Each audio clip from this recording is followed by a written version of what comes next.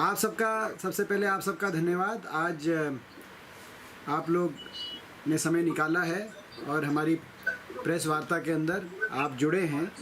और आज कोई बहुत लंबी प्रेस वार्ता नहीं करेंगे, कोशिश करेंगे संक्षिप्त में दो महत्वपूर्ण मुद्दे, बाकी तो जो प्रदेश के अंदर बाकी जो ज्वलंत मुद्दे हैं, आपके कोई प्रश्न भी होंगे उन पे मैं कोई बात मेरे को कहनी होगी, मैं वो भी बात कह दूंगा जो अदर इश्यूज़ हैं। तो मगर अभी फ़िलहाल जो दो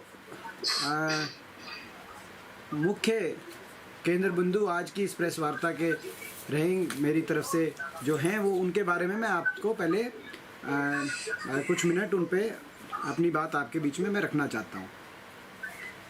देखिए, सबसे पहले तो किसान की बात मैं कहना चाहता हूँ। आपने देखा स्वतंत्रता दिवस, एक तरफ स्वतंत्रता दिवस के दिन 15 अगस्त पूरे देश में, हरियाणा प्रदेश जिसमें शामिल है, पूरे देश में जगह जगह किसान आंदोलित था। और पिछले 6 वर्ष में किसान की जो दुर्दशा हुई उस बात को लेकर आज किसान की का जो बुरा हाल है उस बात को लेकर, और 3 ऑर्डिनेंस प्रस्तावित जो लेजिस्लेशंस हैं, जिनको ऑर्डिनेंस के माध्यम से बैकडोर से लाया गया है, उन बातों को कोरोना के नाम पे ऑर्डिनेंस क्यों आई है, कोरोना से लड़ाई में मदद करेंगे, क्योंकि अभी पार्लियामेंट तो चल नहीं रही थी। और तो उन ऑर्डिनेंस को लेकर किसान ने, पूरे देश के किसान ने व्यापक विरोध प्रदर्शन किए। वो जो मुद्दा है उस पर मैं थोड़ी बात रखूंगा, मगर उससे पहले जो सबसे ज़्यादा दुर्भाग्यपूर्ण बात उसके बाद ये रही कि भाजपा की प्रदेश सरकार, हरियाणा प्रदेश की बीजेपी की सरकार इतनी किसान के प्रति असंवेदनशील हो चुकी है कि भाजपा ने अपनी ऑफिशियल प्रेस वार्ता कुरुक्षेत्र के अंदर, जो इनके प्रदेश के प्रवक्ता थे और वहाँ जिलाध्यक्ष वगैरह, इनका जो सारा जिले की कार्यकारिणी बैठी थी, उस प्रेस वार्ता में यहाँ तक कह दिया कि काले झंडे दिखाने वाले किसान देशद्रोही, काले झंडे के दिखाने वाले किसान देशद्रोही। दुर्भाग्य है किसान को देशद्रोही जो कहे, मैं कहूँगा हमारे देश में जो किसान का नहीं है वो किसी का नहीं है, क्योंकि ये कृषि प्रधान देश है। आप सब जानते हो, हमारा प्रदेश भी कृषि प्रधान प्रदेश है। किसान दुख में, पीड़ा में अपनी बात रख रहा है। प्रजातांत्रिक व्यवस्था में सबको अपनी बात रखने का, अपने आंदोलन करने का, खास तौर पे तब जब उसके साथ इतना घोर अन्याय हो रहा हो देश में और हमारे प्रदेश में, उसका अधिकार हमारा संविधान देता है। मगर उस किसान को निशाने पे लेके ये कहना कि ये देशद्रोही हैं, किसान जो आंदोलन कर रहे हैं, तो किसान काले झंडे दिखा रहे हैं, वो देशद्रोही हैं, इससे ज़्यादा दुर्भाग्यपूर्ण मैंने आज तक किसी सरकार के माध्यम, इतना घमंड हमने किसी सरकार में नहीं देखा, इतना अभिमान। और मैं सबसे पहली जो बात आपके बीच में कहना चाहता हूँ, किसान को देशद्रोही बताने वालों को बड़ौदा में हम सबक सिखाने का काम करेंगे। बड़ौदावासी किसान को देशद्रोही बताने वालों का बड़ौदावासी वोट की चोट से हिसाब तय करेंगे। सबसे पहली मैं बात आपको ये कहना चाहता हूँ, आप सब जानते हैं किसान देश के खेतों में अपने पसीने, खेतों को अपने पसीने से सींचता है, और उसका बेटा सैनिक बनकर देश की सीमा की रक्षा अपने खून से, अपने खून से सींचता है। चाहे जेठ की शिखर दोपहरी हो या पो का पाड़ा, किसान दिन रात खेत में काम करता है, तब जाकर देश का पेट भरता है। उसका बेटा बॉर्डर पर देश रक्षा के लिए दिन रात खड़ा रहता है, चाहे वो राजस्थान का रेगिस्तान हो या सियाचिन का ग्लेशियर हो। लेकिन बीजेपी ने देश को खून पसीने से सींचने वाली किसान के इस किसान वर्ग को भी देशद्रोही कहकर पुकारा है। देश कभी, और हमारा प्रदेश कभी भाजपा को माफ़ नहीं करेगा। जैसे मैंने कहा कि किसान को देशद्रोही कहने वालों को बड़ौदा उपचुनाव में जनता सबक सिखाने का काम करेगी। अब हम उस मुद्दे पे आते हैं कि ये किसान क्यों आंदोलित हैं। पहला तो कि कौन से ऐसे मुद्दे हैं जो मुख्य मुद्दे हैं जिनको लेके किसान आंदोलित है। वैसे तो घाव किसान को इतने दिए गए हैं कि कई दिन लग जाएं कि किसान को लेकर, किसान की जो आज दुर्दशा हुई है उनका सबका अगर वर्णन करा जाए विस्तार से तो कई दिन लग जाएं। 6 साल से किसान की खरीद की व्यवस्था हरियाणा में नहीं हुई, आपके सामने है। किसान के भाव, किसान को जो न्यूनतम समर्थन मूल्य है उसमें बढ़ोतरी किसान को जितनी मिलनी चाहिए थी उतनी नहीं मिली। किसान के एक्सपोर्ट बंद हो गया, धान का एक्सपोर्ट बंद हो गया। गन्ने की पेमेंट को लेके किसान आंदोलित है। कहीं कहीं किसान की फसल बीमा योजना में व्यापक कटौती हो रही है, मगर किसान को उसका भुगतान, जहां मुआवजा मिलना चाहिए वो मुआवजा राशि मिल नहीं रही। तो कहीं धान घोटाले के माध्यम से खरीद में बड़ा भारी घोटाला किया गया और उसके बाद पर्दे डालने का काम हुआ। तो कहीं गेहूं खरीद में व्यवस्था ऐसी बनाई गई जहां एक और पंजाब ने कोरोना काल में रिकॉर्ड बना दिया गेहूं के कुल खरीद का, और जिस गति से खरीद, जिस स्पीड से खरीद की गई। हरियाणा ने दूसरी तरफ रिकॉर्ड बना दिया कि इतना कम खरीदा गया किसान का गेहूं जितना उत्पादन के तुलना में, और इतने लंबे समय तक, जिसका बहुत खामियाजा अगर किसी को हुआ तो केवल किसान ने वो खामियाजा भुगतना पड़ा। तो किसान हर तरफ से चौतरफा मार इस सरकार की किसान पे पहले ही थी, और उस चौतरफा मार के ऊपर एक बड़ी चोट ये अध्यादेशों का ऑर्डिनेंस लाकर, ये ऑर्डिनेंस क्यों लाए गए? कहा गया कोरोना से ये ऑर्डिनेंस, जो बाकी भी जो कोई सरकार की घोषणाएं हुई, बड़ा पैकेज सरकार ने 20 लाख करोड़ का ढिंडोरा पीटा, तो वो सारे मेजर्स कोरोना से हमारे देश की अर्थव्यवस्था को लड़ने में मजबूती दें, उनका लक्ष्य उद्देश्य वो था। कोरोना काल में जिनकी ज़रूरत थी आपात मेजर्स की, जिनकी इंतजार नहीं की जा सकती थी कि जब पार्लियामेंट का, संसद का सत्र आएगा, किसान की बड़ी हुई इतनी बड़ी बातें जिन पे सदन में चर्चा होनी चाहिए, आदान प्रदान होना चाहिए इन मामलों पर सभी के विचारों का, और उसके बाद फैसला होना चाहिए किसान के भविष्य को लेकर। मगर उन सब व्यवस्थाओं को दरकिनार करते हुए 3 ऑर्डिनेंस आए। इसमें 2-3 बातें प्रमुख हैं जिन ऑर्डिनेंस का जो किसान विरोध कर रहे हैं। पहला तो अध्यादेश है कि किसान produce trade and commerce promotion and facilitation ordinance. दूसरा किसान जो farmer agreement on price assurance and farm delivery ordinance. और तीसरा एसेंशियल कमोडिटी एक्ट 1955 में बदलाव करके जो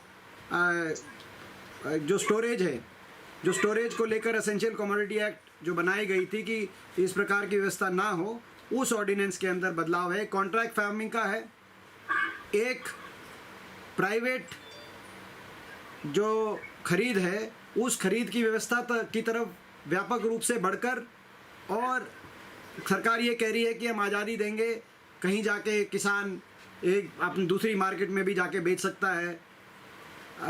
सोनीपत का किसान त्रिवेंद्रम में जाके भी अपनी जो है अपनी फसल बेच सकता है। तो हम इस बात की इजाज़त देंगे, सरकार ये कह रही है। ये 3 मोटे मोटे ऑर्डिनेंस है। इसमें देखिए 2-3 बातें। सबसे पहली बात, ये ऑर्डिनेंस सभी किसान यूनियन, भारतीय किसान यूनियन की बात हो या बाकी जो किसान संगठनों की बात हो या बाकी जो कृषि क्षेत्र से जुड़े हुए विशेषज्ञ हैं, उन सबका मानना है सबसे पहला कि जो एमएसपी रिजीम है, जो एमएसपी का सिस्टम है, उस पर ये एक बहुत बड़ी चोट साबित हो सकते हैं।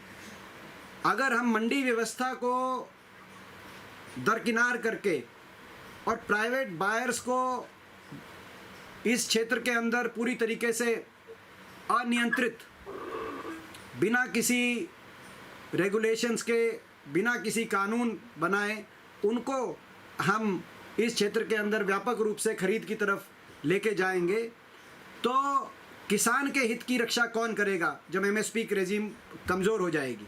मंडी व्यवस्थाओं, धीरे धीरे जो मंडी व्यवस्थाएं हैं वो अपने जिस प्रकार की व्यवस्था हरियाणा पंजाब में ख़ास तौर पर है, जो ग्रीन रेवोल्यूशन हमारे पूरे स्टेट से आई, तो वो मंडी व्यवस्थाओं का क्या होगा, उनके भविष्य पे प्रश्न चिन्ह लग जाएगा। तो ये एक बड़ी बात है। अरे मैं ये बात मैं इसीलिए भी कह रहा हूँ कि आप में से बहुत से लोग जानते भी हैं कि एमएसपी की जहाँ तक बात है, न्यूनतम समर्थन मूल्य की बात है, देश की आज़ादी से पहले न्यूनतम समर्थन मूल्य की व्यवस्था नहीं थी। संविधान सभा में स्वर्गीय चौधरी रणबीर सिंह जी, जो कि हरियाणा से ही आते थे, मेरे स्वर्गीय दादाजी, उन्होंने न्यूनतम समर्थन मूल्य की सबसे पहले का प्रस्ताव संविधान सभा में रखा 1948 में, और धीरे धीरे ये एक कानूनन ये एक बाध्यता भारत सरकार की तरफ से ये कानून बना कि भाई न्यूनतम समर्थन मूल्य पे किसान का जो कि खरीदी जाए।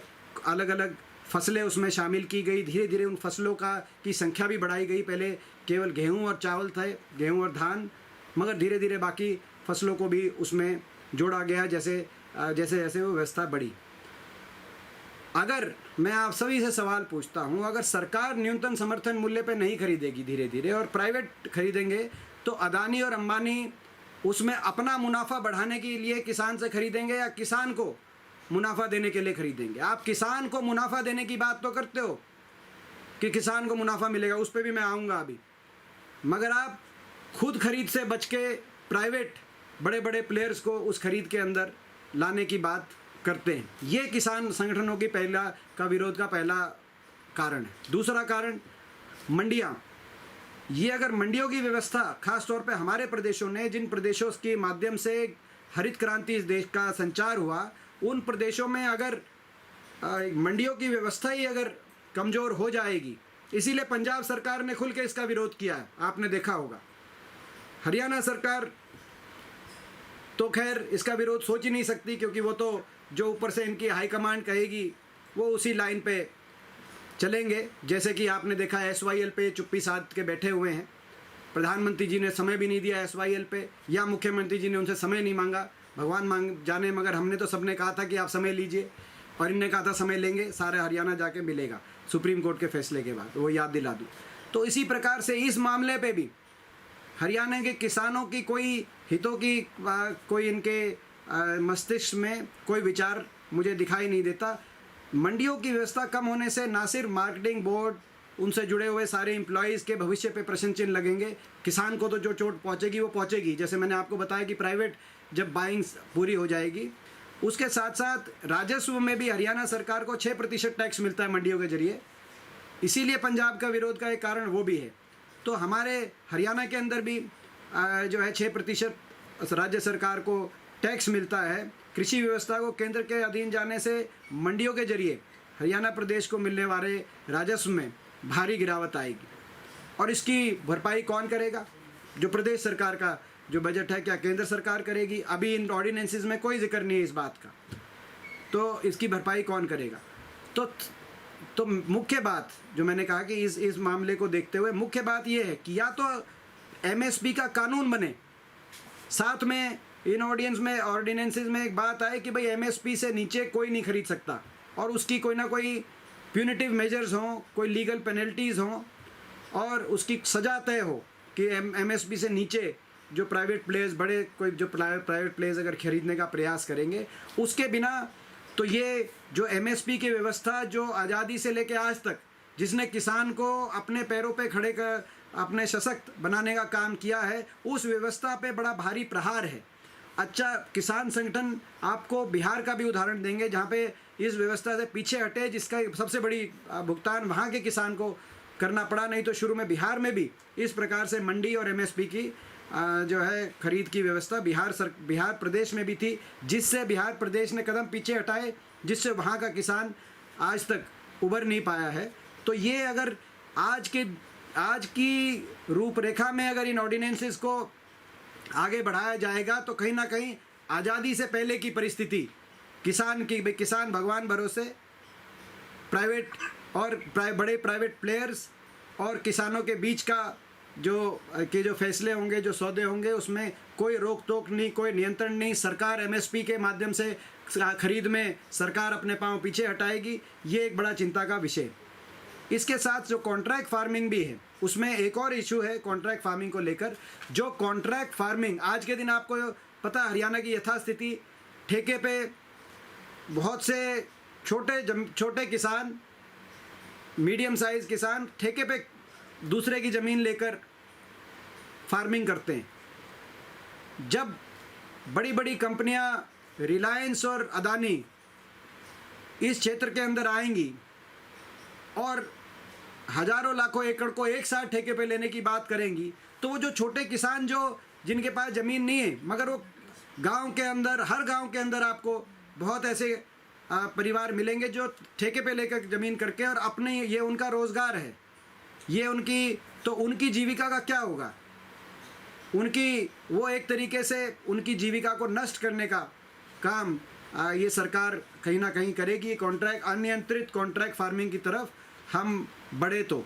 और उसके साथ साथ जब इस प्रकार की बात होती है, गुजरात के अंदर एक उदाहरण देखने को आया जहाँ पे कॉन्ट्रैक्ट फार्मिंग अलाउ की गई थी, उसमें डिस्प्यूट हो गया आपस में, तो 6 किसान परिवारों पे कई करोड़ का लॉ सूट, क्योंकि उन कंपनी ने 6 करोड़ का लॉ सूट उसके अगेंस्ट 6 किसान परिवारों के अगेंस्ट फायर किया कि भाई ये इन्होंने जिस प्रकार से जो कहा था, जिससे हमारा इतना नुकसान हो गया, उतना नुकसान हो गया, समय पे नहीं आ पाया, हमारे कमिटमेंट नहीं पूरे हो पाए। तो वो केस सारे जो है, ये केस भी सभी किसान यूनियन, भारतीय किसान यूनियन समेत, उसका भी उदाहरण देते हैं कि ये जो बड़ी कंपनियां इन आर्थिक शक्तियों के से लड़ने की कोई इतनी गुंजाइश किसान की नहीं रहती। दूसरा उदाहरण है, आप इंश्योरेंस देखिए, जो किसान फसल बीमा योजना लेके आई थी सरकार, आज प्रदेश का किसान रो रहा है। कल मैं बड़ौदा हल्के में था, एक गांव से कटौती फसल बीमा के नाम पे लगातार हो रही है, पिछले 5 साल से हो रही है। 5 साल पहले योजना आई थी, 4 साल पहले योजना आई थी, मगर एक बार भी मुआवजा नहीं दिया गया है, क्योंकि कंपनियां उसको आकलन करने में, मुआवजा देने में कंपनियां उस प्रकार से आगे नहीं आती जिस प्रकार से किसान को आवश्यकता है। और इसीलिए आज पूरे प्रदेश का किसान उसमें भी रो रहा है, मगर वो क्या करे? ऐसी बड़ी कंपनियों से कहाँ लड़ाई लड़े, कैसे लड़ाई लड़े उसका। तो ये आज मैं समझता हूँ कि आज देश के किसान इसीलिए आंदोलित हैं, उनके हम साथ हैं पूरी तरीके से। किसान के इस आंदोलन का हम साथ देंगे। सरकार चाहे जिसको देशद्रोही कहना है उसको सरकार देशद्रोही कहे, चाहे देश के करोड़ों किसानों को देशद्रोही कहे, हम भी उनके साथ कंधे से कंधा मिलाकर इस आंदोलन में शामिल होंगे। और जो है इस बात का फैसला जो बड़ौदा के उपचुनाव में होगा, किसानों को देशद्रोही कहने वालों को जवाब हम बड़ौदा के उपचुनाव में देंगे। दूसरा पॉइंट किसान से जुड़ा हुआ दूसरा पॉइंट है। फिर मैं जो दूसरी अपनी किसान की दुर्दशा का मुख्य कारण बाकी तो सारे मैंने फैक्टर्स कहे, वो है किसान को की फसल का 6 साल से भाव नहीं मिला। स्वामीनाथन कमीशन का वायदा किया था, सुप्रीम कोर्ट में एफिडेविट दे दिया कि स्वामीनाथन कमीशन C2 के फॉर्मूले से लागू नहीं कर सकते। C2 का ही तो फॉर्मूला था, उसके बिना स्वामीनाथन कमीशन की बाकी जो सुझाव हैं वो सुझाव बेमानी है, क्योंकि C2 के फॉर्मूले से सीधा जो किसान को फसल का भाव मिलता है उसकी कैलकुलेशन होती थी। मैं 3 उदाहरण आपको देना चाहता हूँ। धान का रेट जब 10 वर्ष हमारी सरकार रही 2004-05 से 2014-15 तक 560 रुपये से बढ़कर 1360 रुपये धान का रेट हुआ। उस समय हमने कहा नहीं कि हम 3 गुना कर देंगे भाव, 2 गुना कर देंगे किसान की आमदनी। इन्होंने तो कहा था 2 गुना करेंगे, हमने नहीं कहा 3 गुना करेंगे, मगर लगभग 3 गुना हुई धान का जो MSP था, यानी कि हर साल 15% की बढ़ोतरी। उसके बाद इन्होंने कहा कि भाई ये कांग्रेस कुछ नहीं करी, कांग्रेस ने कुछ नहीं करा और हम किसान के जो है भाव को बढ़ाने का काम करेंगे, उनकी आमदनी दुगनी करेंगे। मगर इन्होंने क्या किया, हम हर साल 15% बढ़ा रहे थे, इन्होंने उसी धान के भाव को 360 रुपये 2014-15 में जो था उसको बढ़ाकर 2020-21 तक केवल 1868 रुपये हुआ है। ये न्यूनतम समर्थन मूल्य की बात कर रहा हूँ, यानी कि प्रति वर्ष 5% की बढ़ोतरी। 15% बढ़ती थी। आप खुद, आप लोग की सैलरीज है, आप लोग पत्रकार हैं, आप लोग खुद सोचिए, अगर एक सरकार के समय या एक जो है व्यवस्था के समय आपकी हर वर्ष 15% पगार बढ़ रही हो और दूसरी कहे कि हम ये काफ़ी नहीं है, हम और डबल बढ़ाएंगे, और उसके बाद हर वर्ष 15% की बजाय केवल 5% सैलरी बढ़ाए, और ये ऐसे समय जब किसान की लागत इससे कहीं रफ्तार से, तेज रफ्तार से बढ़ी है, चाहे डीजल की बात हो, चाहे वो फर्टिलाइजर्स की बात हो, खाद की बात हो, जिस पे जीएसटी लगाने का काम हुआ है। हमारे समय में आपको याद होगा वैट 0% था हरियाणा के अंदर, पेस्टिसाइड पे भी और फर्टिलाइज़र पे भी। इनके समय उसको जीएसटी में लाने का काम हुआ है। तो चाहे डीजल की बात हो, चाहे फर्टिलाइज़र की बात हो, चाहे ट्रैक्टर पार्ट्स की बात हो, उस पर भी 18% जीएसटी लगाने का काम हुआ है, और किसान की लागत तेज़ी से बढ़ा दी, मगर उसका भाव जहाँ 15% हर वर्ष बढ़ता था 10 साल तक लगातार, उस भाव को केवल 5%, और ये सच है। अब ये इन आंकड़ों को सरकार नहीं छुपा सकती। इसी तरीके से गेहूं की बात है, गेहूं 660 रुपये, 640 रुपये 2004-05 में, उसको बढ़ाकर 2014-15 तक 1450 रुपये करने का काम हमारी सरकार में हुआ था, यानी कि हर वर्ष 14%।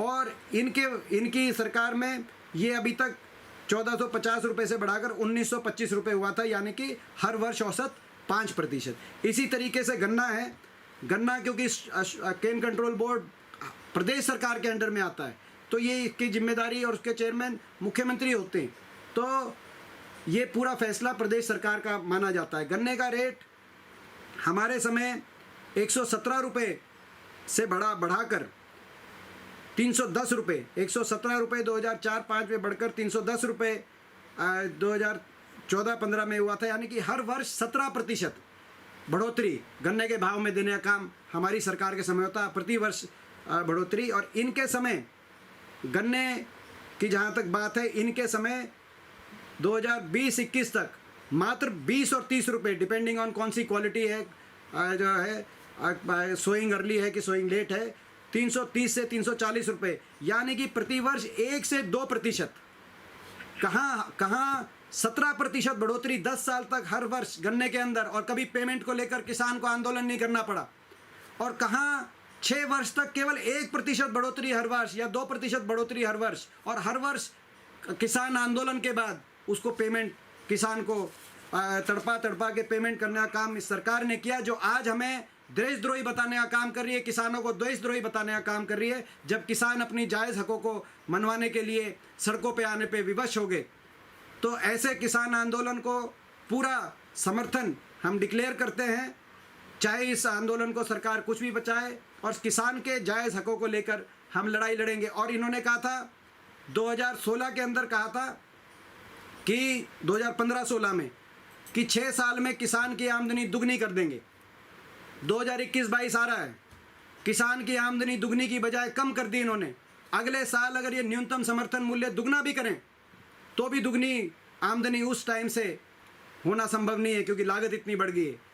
तो ये जो किसान के साथ जो एक धोखा दिया गया, ये कहा गया 2021-22 तक किसान की आमदनी दुगनी करेंगे, इस बात को लेकर प्रदेश व्यापी आंदोलन, हम सरकार इस बात को लेकर या तो अपना सच्चाई सामने रखे, क्या करनी है उस बातों को प्रदेश की जनता और किसान वर्ग के आगे रखे, नहीं तो प्रदेश के किसान के साथ कंधे से कंधा मिलाकर हम आंदोलन करने पर विवश हो जाएंगे। इतना बड़ा झूठ, इतना बड़ा धोखा हम देश के किसान को नहीं खाने देंगे इस सरकार से। तो एक तरफ तो किसान को देशद्रोही बता रहे हैं, दूसरी तरफ मजदूर को पे लाठियाँ बरसा रहे हैं। आपने देखा यमुनानगर में क्या हुआ, जब पलायन हो रहा था, प्रदेश के मजदूर जब पलायन करने पे, लॉकडाउन पे विवश हो गए, तो कितनी असंवेदनशीलता से लाठियाँ बरसाने का काम उन मजदूरों पे किया गया इस सरकार द्वारा। तो प्रदेश के किसान और मजदूर दोनों इस सरकार की असंवेदनशीलता के निशाने पे हैं, और किसान की मजदूर की हम लड़ाई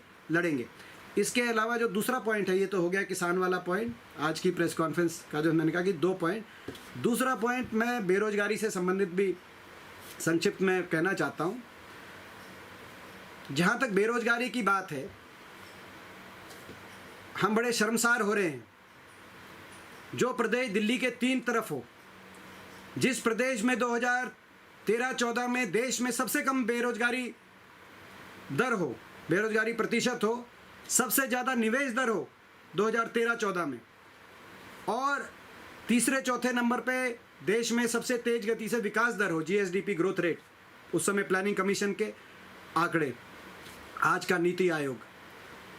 हम शर्मसार हैं कि पिछले कई महीनों से वो प्रदेश देश में सबसे ज़्यादा बेरोजगारी दर का प्रदेश बन गया हो। हर महीने ये आंकड़े आ रहे हैं।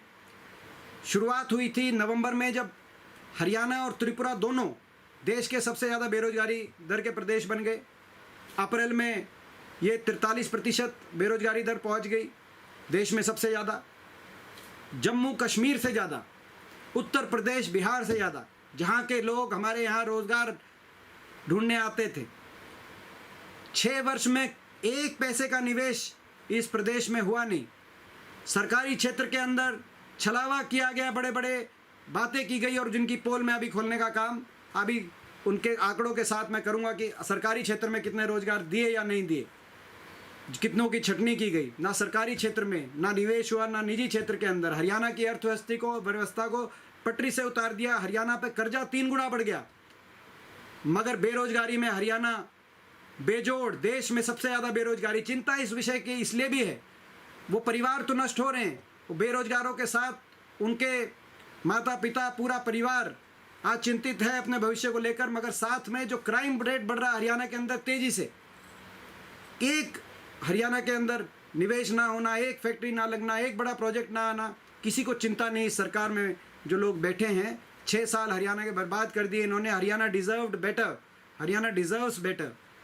और दुर्भाग्य की बात यह है कि दिल्ली के साथ होते हुए भी लोग आज फैक्ट्री लगा रहे हैं, तो वो गुड़गांव या बावल रेवाड़ी नहीं लगा रहे, वो सीधा जाकर नीमराना और जयपुर में लगा रहे हैं। हमें या पंजाब के अंदर, जो पंजाब इतना पिछड़ गया था एक समय हमसे, तो या पंजाब की तरफ आ रहे हैं, नोएडा की तरफ भी जा रहे हैं, मगर दिल्ली हरियाणा की तरफ मुंह नहीं मोड़ रहे। ये दुख की, दुर्भाग्य की बात है। तो बेरोजगारी में नंबर 1 बनना बहुत बड़ा दुर्भाग्य है। इसमें मैं 2 सब पॉइंट कहूँगा। प्राइवेट सेक्टर और गवर्नमेंट सेक्टर, 2 ही सेक्टर होते हैं जो एम्प्लॉयमेंट के मेन सेक्टर्स होते हैं। प्राइवेट सेक्टर में तो सब जानते हैं कि वो, आपको याद होगा पीपी कपूर जी की 1 साल 2 साल पहले जो आरटीआई आई थी कि निवेश कुछ हुआ ही नहीं, ना के बराबर। हुड्डा सरकार की तुलना में इन वर्षों में कोई निवेश हुआ नहीं, और उनकी आरटीआई का भी इंतजार नहीं करना। किसी ज़िले में कोई एक फैक्ट्री बता दें बंद होती हुई तो दिखा देंगे, मारुति को बंद होती हुई, एचएमटी को बंद होते हुए, फैक्ट्रियों के पलायन को भी हम दिखा देंगे, मगर कोई एक नई फैक्ट्री लगी हो ये बताएं। तो निवेश की कुछ, तो प्राइवेट सेक्टर के अंदर मैं कुछ कंपैरिजन के लिए 3-4 पॉइंट बोलूँगा प्राइवेट सेक्टर में, कि प्राइवेट सेक्टर में कितना हरियाणा ध्वस्त हुआ है। हुड्डा सरकार के कार्यकाल में हरियाणा के अंदर 8 आईएमटी बनी, इंडस्ट्रियल मॉडल टाउनशिप, जिसमें से एक बन नहीं पाई अम्बाला वाली, बाकी कोई बल्लभगढ़ वाली थी, रोज़ का मेव वाली थी मेवात में, चाहे वो मानेसर वाली एक्सटेंशन, मानेसर वाली मेन, और उसके बाद एक्सटेंशन रोहतक की आईएमटी, खरखौदा की आईएमटी, औद्योगिक क्षेत्र। मुख्यमंत्री जी ने कह दिया कि भाई हम एक्वायर ही नहीं करेंगे 6 वर्ष तक। 10 साल अगर एक्वायर नहीं करेंगे तो जो आने वाली पीढ़ी है वो कहाँ काम करेगी, उनके रोज़गार के अवसर क्या फैक्ट्री आसमान में लगेंगे। उसके लिए योजनाबद्ध तरीके से एक्विजिशन होकर औद्योगिक केंद्रों की स्थापना की जानी चाहिए थी, इंडस्ट्रियल मॉडल टाउनशिप। यही सोच लेके हर जिले का खाका बनाकर हुड्डा सरकार में आईएमटी बनी थी। इनकी सरकार में कोई आईएमटी नहीं। हमारी सरकार में 5 पावर प्लांट लगे, 1 atomic power plant, 4 thermal power plant. Fatehabad के एटॉमिक पावर प्लांट, खेदड़ में, हिसार में 1 thermal plant, 1 thermal plant Yamunanagar के अंदर, 1 थर्मल का कारखाना झज्जर झाड़ली में, 1 खानपुर गांव के अंदर थर्मल का कारखाना। लाखों करोड़ की लागत से, केवल झज्जर के 2 प्लांट लगभग 26,000 करोड़ की लागत से है। इसी प्रकार से ये फतेहाबाद वाला प्लांट लाखों करोड़ की लागत से। इनकी सरकार में एक कोई नया पावर प्लांट, क्या किसी पावर प्लांट के अंदर कोई जो है कैपेसिटी बढ़ाने का भी प्रोजेक्ट नहीं आया। हमारे समय 6 रेल लाइन मंजूर हुई, जिसमें से 3 रेल लाइन बिछ गई थी इनके समय, जिसमें अपना रोहतक झज्जर रेवाड़ी रेल की लाइन, जींद गोहाना सोनीपत रेल की लाइन, रोहतक महम हासी रेल की लाइन। 3 ऐसी थी जो मंजूर हो गई थी मगर काम शुरू नहीं हुआ था, जिसमें यमुनानगर वाली रेल की लाइन भी शामिल है, मेवात वाली रेल की लाइन शामिल है और फतेहाबाद सिरसा वाली। इनके समय नई रेल की लाइन तो आप भूल जाओ, बुलेट ट्रेन की बात तो बहुत करी, मगर हमने 3 रेल लाइन बचाई तो 6 मंजूर कराई, इन्होंने 1 इंच भी रेल बिछाने का काम नहीं किया। इसी तरीके हमारे समय 6 मेडिकल कॉलेज बने, इनके समय 1 भी नहीं। हमारे समय लगभग 27 यूनिवर्सिटी, जिसमें से 12 सरकारी यूनिवर्सिटी पूरे प्रदेश के कोने में बनी, मैं गिनवाऊंगा नहीं, इनके समय 1 भी नहीं। हमारे समय प्रदेश के लिए 3 एयरपोर्ट मंजूर हुए, जिसमें हिसार का एयरपोर्ट शामिल है, जिसमें महम का इंटरनेशनल एयरपोर्ट शामिल है, जो अभी नोएडा चला गया। लाखों बच्चों को उसमें रोज़गार के अवसर मिलते, वो चला गया, मगर सरकार के किसी मंत्री मुख्यमंत्री की तरफ से कहीं पैरवी नहीं हुई कि एयरपोर्ट बड़े खाका सोच के तैयार किया गया था हरियाणा को आगे लेके जाने के लिए, वो एयरपोर्ट चले गए। रेल कोच फैक्ट्री आई गोहाना में, बड़ौदा के अंदर रेल कोच फैक्ट्री आई, मगर उस रेल कोच फैक्ट्री को ले गए उत्तर प्रदेश के अंदर। आज वहीं जाके लोग वोट मांगेंगे तो उस बात का भी जवाब अपना तैयार रखें। जैसे मैंने कहा कि मेडिकल कॉलेज बने, 6 मेडिकल कॉलेज बने, जिसमें से एक ये गोहाना बड़ौदा में खानपुर में महिला मेडिकल कॉलेज बना, जिसको लेकर विज साहब का बयान था स्वास्थ्य मंत्री जी का कि ये कहाँ गाँव में खेतों में मेडिकल कॉलेज बनवाया हुड्डा साहब ने, इसकी इंक्वायरी होनी चाहिए। आज उन्हीं गाँव और उन्हीं खेतों से आपको जाकर उन्हीं गांव के लोगों से आपको वोट मांगने की तैयारी करनी चाहिए, जिनको आप लेके इंक्वायरी करा रहे थे हम पे। आपने कहा था हर ज़िले में बनवाएंगे, मगर एक मेडिकल कॉलेज तो आपको बनवाना चाहिए था, कोई मेडिकल कॉलेज नहीं। तो उस समय हमारी सरकार के समय 4 शहरों को मेट्रो से जोड़ने का काम हुआ, फरीदाबाद, गुड़गांव, बल्लभगढ़, बहादुरगढ़। 6 साल में हरियाणा प्रदेश में आप लोग जागरूक पत्रकार हैं, मैं आपसे गुहार लगाता हूँ, एक मेट्रो का खंभा भी मंजूर नहीं हुआ 6 वर्ष के अंदर। कैसे रोक सकते हो आप विकास की गति ऐसे 21वीं सदी में? हमें केवल 4 साल मिले थे, क्योंकि 2010 में दिल्ली से बाहर मेट्रो आ जा सकती है, इसका फैसला हुआ था 2010 में। 4 साल में हमने 4 शहरों को जोड़ने का काम किया, गुड़गांव, बहादुरगढ़, फरीदाबाद और बल्लभगढ़। 6 साल में इन्होंने एक नया मेट्रो का खंभा मंजूर नहीं किया, दुर्भाग्य है। इसी प्रकार से मेट्रो हो, रेल हो, नेशनल हाईवेज़ हों, IMTs हो, औद्योगिक केंद्र जो हैं, थर्मल प्लांट्स हों, बड़े कारखाने हों, निजी निवेश हो, तो ये प्राइवेट सेक्टर के अंदर जो ग्रोथ होनी चाहिए थी वो कोलैप्स हो गई है हरियाणा की, जिसको लेके बहुत चिंता हरियाणा की युवा पीढ़ी के लिए। हमें चिंता है कि आगे हरियाणा की युवा पीढ़ी किस दिशा में जा रही है। देश में सबसे बड़ा बेरोजगार प्रदेश, देश में महिलाओं के ऊपर अपराध में नंबर 1 का प्रदेश, और देश में अपराध में जो टॉप 3 प्रदेश है उनमें शामिल। तो अपराध की तरफ, नशे की तरफ, बेरोजगारी की तरफ युवा पीढ़ी जा रही है, जिसको लेकर आज चिंता है। दूसरी बात बेरोजगारी को लेकर, जिसको लेकर ये सरकार बहुत ढिंढोरा पीटती है। सरकारी क्षेत्र के अंदर हमने रोजगार दीजिए, सरकारी क्षेत्र के अंदर। मैं आपको आपकी जानकारी के अंदर मैं लाना चाहता हूँ कि तुलना की जाती है कि सरकारी क्षेत्र में आपने कितने रोजगार आपने दिए और कितने रोजगार हमारी सरकार के समय मिले। हमारी 10 वर्ष की सरकार में लगभग 3 लाख सरकारी क्षेत्र के अंदर रोजगार दिए गए। प्रतिवर्ष आपको उसका नंबर जो है प्रतिवर्ष आपके पास पहुंचाने का हम काम करेंगे, जिसमें HSSC के थ्रू लगभग 1,46,000 रोजगार, हरियाणा स्टाफ सिलेक्शन कमीशन,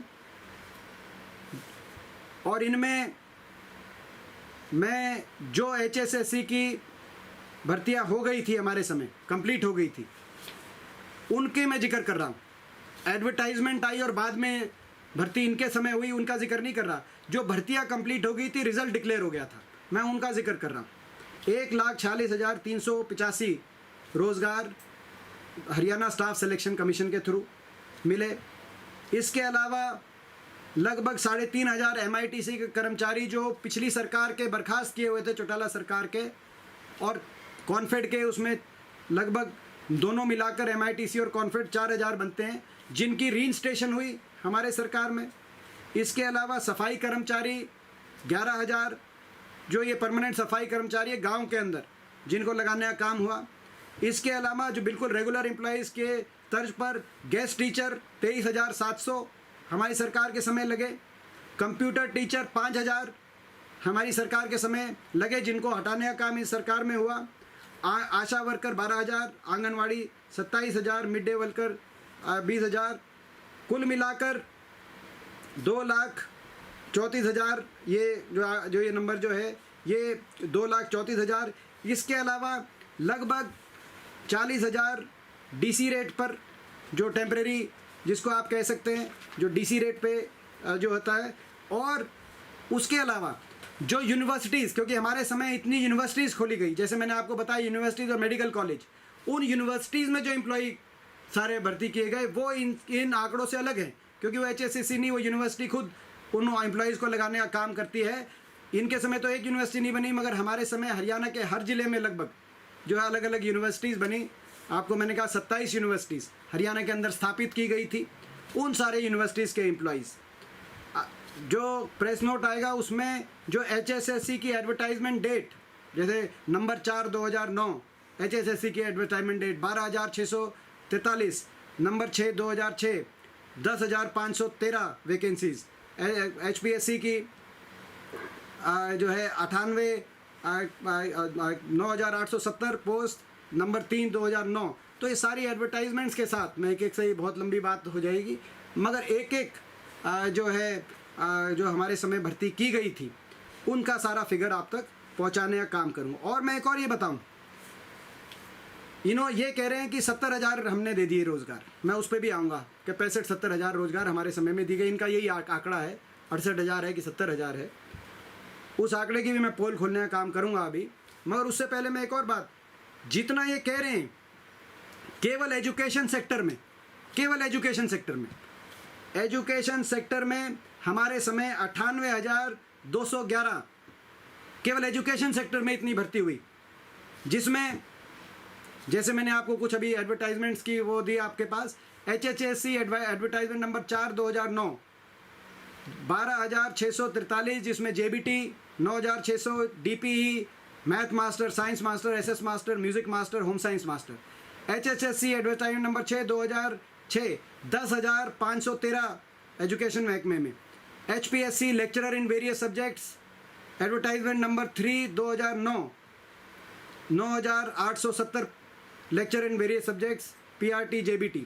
उसके बाद जो है नहीं, lecturer in various subjects 1,317 plus 209 SC backlog, और PRT JBT 9,870। फिर HSTSB teacher selection board advertisement number 1/2012 PGT in various subjects 14,216। इसके अलावा गेस्ट टीचर, जैसे मैंने आपको बताया, 5 जो गेस्ट टीचर 23,700, कंप्यूटर टीचर 500 और 5,000 शिक्षा प्रेरक, जिनको इन्होंने नौकरी से निकालने का, हटाने का काम किया है। और विभिन्न यूनिवर्सिटियों में, सारी यूनिवर्सिटियों में एडमिनिस्ट्रेशन, टेक्निकल, ग्रुप डी, जो अलग अलग university cadre jobs, contractual jobs लगभग जो है, तो इन सब का टोटल 98,211। तो हमारे समय लगभग 1 लाख से कम, थोड़ा सा कम जो है ये रोज़गार हमारे 10 वर्ष के अंदर केवल एजुकेशन सेक्टर में। और इनके समय जो ये 70,000 कह रहे हैं, इसमें तो ये जो हमारे समय की जो JBT जिसका रिज़ल्ट आ चुका था, ज्वाइनिंग बाकी थी, उसको आपकी मर्जी है कि वो आप इनमें गिने कि हम में गिने। सारे भर्ती हमारे समय निकली, हमारे समय रिज़ल्ट आया, केवल ज्वाइनिंग। और उसमें भी मैंने प्रश्न उठाया पीछे, आपको याद होगा कि 6 वर्ष से कोई नई भर्ती निकाली नहीं इन्होंने। लगभग 1 लाख JBT जो क्वालिफाइंग HTET के जो क्वालिफाइंग कैंडिडेट हैं वो ओवर एज हो रहे हैं, उनका जो है पुराना हो जाएगा उनका इम्तिहान का नतीजा।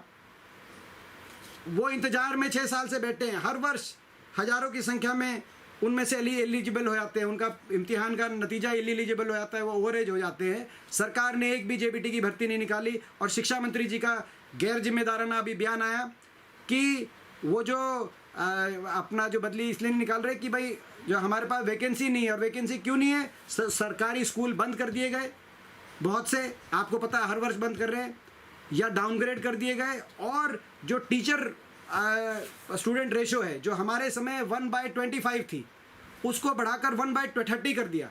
तो 1/30 आप कर दो तो आपको वैकेंसी आपकी जितनी थी उतनी कम हो गई। तो इस सरकार ने लगाए तो नहीं, एक्चुअल नंबर जो है वो 60-70 हज़ार नहीं, 50-60 हज़ार ही इनकी टोटल भर्ती हुई है, मगर उनको भी निकालने में लगे हुए हैं, छटनी करने में लगे हुए हैं सरकार की तरफ से। आपको पता है 1983 पीटीआई को सिर्फ राजनीति के चलते उनका शिकार बनाया गया। उनको सुप्रीम कोर्ट के फैसले, जिस फैसले में उनकी मेरिट पे कोई क्वेश्चन मार्क नहीं था, ना उनकी मेरिट पे था, ना उनकी क्वालिफिकेशन पे था, ना ये क्वेश्चन मार्क था कि लिस्ट में किसी और का नाम था और किसी और को ज्वाइनिंग कराने का काम हुआ है। तकनीकी एक कारण बताते हुए सुप्रीम कोर्ट ने तकनीकी खामी उस भर्ती के अंदर निकलवाई। उस प्रक्रिया में सरकार ने राजनीतिक दृष्टिकोण अपनाते हुए आज वो पीटीआई आंदोलित है, उनको निकालने का काम किया। वो तो चलो हमारे समय तकनीकी बाधिका। अभी ग्रुप डी, जिस ग्रुप डी का इन्होंने ढिंडोरा पीटा, ग्रुप डी में 1508 कर्मचारी जो खेल कोटे से भर्ती हुए, इनकी भर्ती है, उनको निकालने के लिए कार्रवाई चल रही है। आपको पता है अभी केस चल रहा है हाई कोर्ट में, सिंगल बेंच से डबल बेंच में गया, उसमें भी सरकार ने कहा कि भाई ये इसमें टेक्निकल कारण रहा है, इनको हटाया जाए। तो टेक्निकल कारण में इनकी भर्ती में भी बहाने ढूंढ रहे हैं कैसे कर्मचारियों से पीछा छुटाया जाए, ऐसा दिखाई देता है। 1508 कर्मचारी ग्रुप डी खेल कोटे से, जो ग्रुप डी में जो इनकी सरकार की भर्ती है, वही ग्रुप डी जिसको लेकर इन्होंने ढिंडोरा पीटने का काम किया, उनको हटाने की तैयारी कर रहे हैं। इसी प्रकार से आयुष डॉक्टरों को भी कोरोना काल में, पीछे की बता रहा हूँ, नौकरी से निकाला गया। एएमओ, एचएमओ, यूएमओ, वॉलंटियर डॉक्टर पद के 206 डॉक्टर्स का अनुबंध आगे नहीं बढ़ाया गया, जबकि सबसे ज़्यादा उनकी आवश्यकता थी। 206 डॉक्टर को निकालने का काम हुआ। हरियाणा टूरिज्म निगम के इस लॉकडाउन में, कोरोना काल में 424 कर्मचारियों को निकालने का काम हुआ। अभी इसी समय मैं जो है भाजपा जजपा सरकार की बात कर रहा हूँ, खट्टर सरकार पार्ट 2 की बात कर रहा हूँ, भाग 2 की बात कर रहा हूँ। जो है मीरपुर यूनिवर्सिटी से 83 असिस्टेंट प्रोफेसर को निकालने का काम हुआ। सोनीपत के 200 सफाई कर्मचारी, कैथली का सफाई कर्मचारी, कुरुक्षेत्र विकास बोर्ड के सफाई कर्मचारी, इनको निकालने का काम हुआ, जिसमें हर जगह हमारे नेताओं ने प्रदर्शन भी किया। नगर निगम सोनीपत से फायरमैन, हुड्डा के मुख्यालय पंचकुला फरीदाबाद से कंप्यूटर ऑपरेटर्स को नौकरी से निकालने का काम हुआ। पशुपालन डेयरी विभाग झज्जर से 85 पशु परिचरों को निकालने का काम हुआ। इसी प्रकार स्वास्थ्य विभाग में सालों से लगे 3200 सिक्योरिटी गार्ड सहित सफाई कर्मचारी और अन्य पदों पर जो कार्यरत ठेका कर्मचारी थे, उनको भी निकालने का काम इस समय इस सरकार में हुआ है। तो कुल मिलाकर नियत आपके सामने, 10 वर्ष हमारी सरकार थी, एक भी कर्मचारी को जो किसी को निकालने का काम, किसी की छटनी करने का काम 10 वर्ष में नहीं हुआ। जो निकाले गए थे MITC के और कॉन्फेड के कर्मचारी, उनको विधायिका पावर सरकार की इस्तेमाल कर कर जो बर्खास्त कर्मचारी पिछली सरकार के थे, क्योंकि राजधर्म ये कहता है कि कर्मचारी किसी पार्टी का नहीं होता, किसी राजनीतिक दृष्टिकोण से देखने का प्रश्न नहीं उठता। सरकार की जिम्मेदारी होती है उसके भविष्य को, उसकी रोजगार की सुरक्षा करने की। उन कर्मचारियों को भी दोबारा से लगाने का काम हमारी सरकार में हुआ था। एक कर्मचारी भी छटनी नहीं हुई थी। 10 वर्ष में 3 लाख के लगभग अलग अलग महकमों में जो है जो पूरे हरियाणा के अंदर कर्मचारियों को रोज़गार देने का, सरकारी क्षेत्र के अंदर रोज़गार मिले थे। इनके समय ये कहते हैं 60 से 70 हज़ार, मगर हम JBT वालों को इनकी भर्ती नहीं मानते। वो आपकी विवेक पे छोड़ते हैं कि जिसने भर्ती करी, जिसने लिस्ट जिसकी सरकार में निकली, उनकी मानी जाए या ज्वाइनिंग। मगर ये कहते हैं 60-70 हज़ार, हम कहते हैं 50 से 60 हज़ार भर्तियाँ इनके समय 6 वर्ष के अंदर हुई हैं। और एक के बाद एक अब छटनी की तरफ सरकार चल रही है। तो ना तो सरकारी क्षेत्र के अंदर रोज़गार हरियाणा के अंदर आ पाया, ना निजी क्षेत्र के अंदर निवेश हुआ कि रोज़गार मिले। और आज यही कारण है हरियाणा देश में बेरोज़गारी में नंबर 1 पहुंच चुका है। तो मैंने आज कहा था कि आपको 2 विषय रखेंगे, जो है लगभग जो है पौना 45 मिनट्स हो गए मेरे को बोलते हुए, तो मैं तो यही 2 विषय रखूँगा। इसके बाद जो प्रश्न होंगे तो किसान की बात है और बेरोज़गारी के मुद्दे पे जो मैंने बात रखी, जो क्या किसान मजदूर की बात हो, उनको निशाने पे लिया गया है।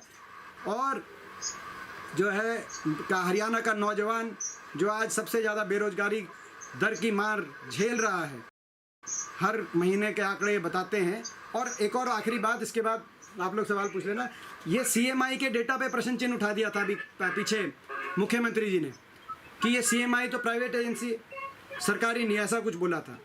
ये वही CMI है। मैं आपको याद दिला दूं, महाराष्ट्र में जब प्रधानमंत्री नरेंद्र मोदी जी गए तो उन्होंने जनसभा में ये कहा कि देवेंद्र फडणवीस जी को मैं बधाई देता हूँ। महाराष्ट्र चुनाव में, जब हरियाणा के चुनाव चल रहे थे, महाराष्ट्र में भी चुनाव चल रहा था, कहा कि मैं बधाई देता हूँ कि CMI के अनुसार देश में सबसे कम बेरोजगारी महाराष्ट्र में है।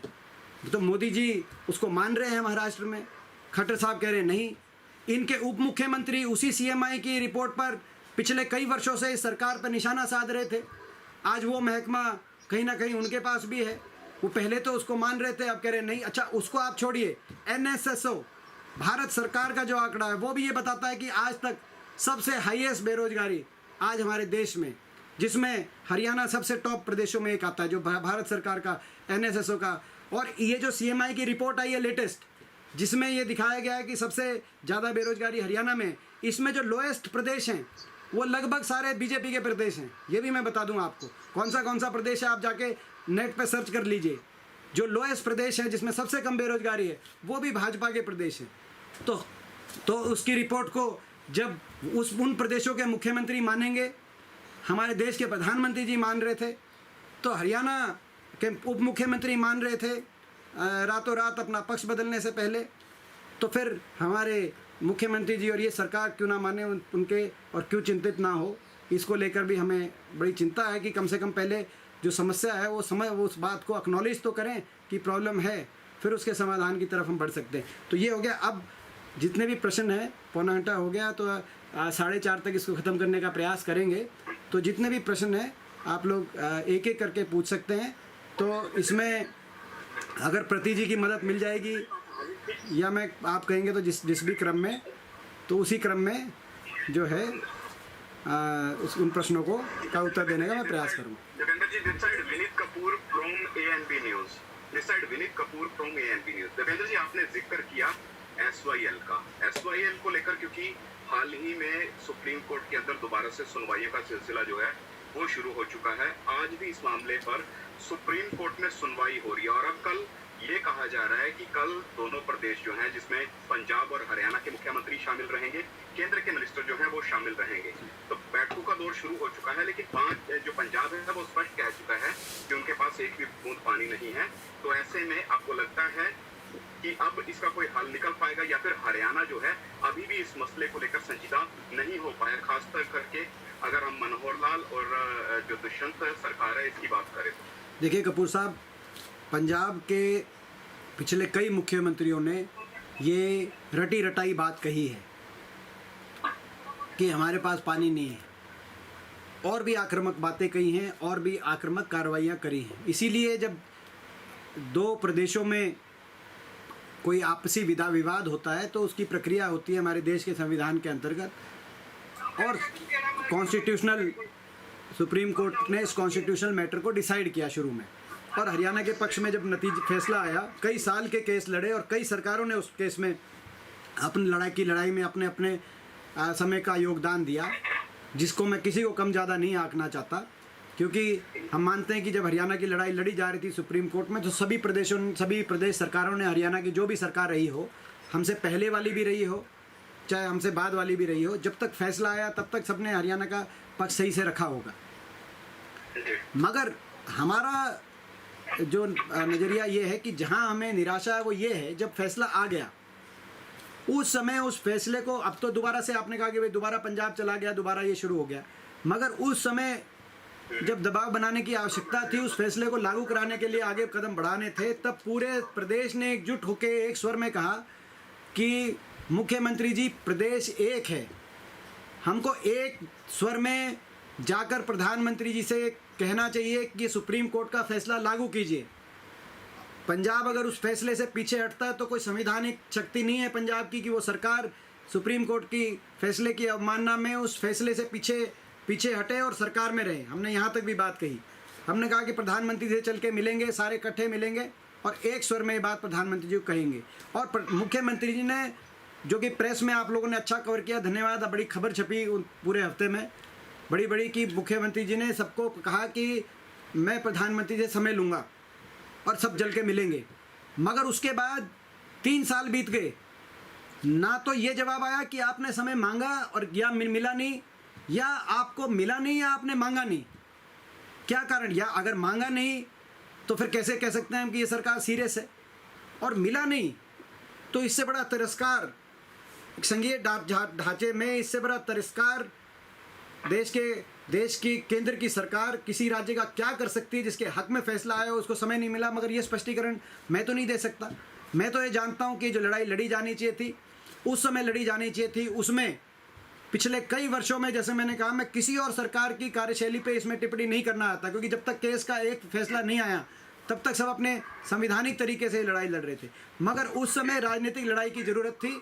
उस समय कदम कदम पीछे खींचने के लिए कोई जिम्मेदार है तो वो ये मौजूदा सरकार है, हमारे मौजूदा जो है मुख्यमंत्री जी और इनकी पूरी कैबिनेट है।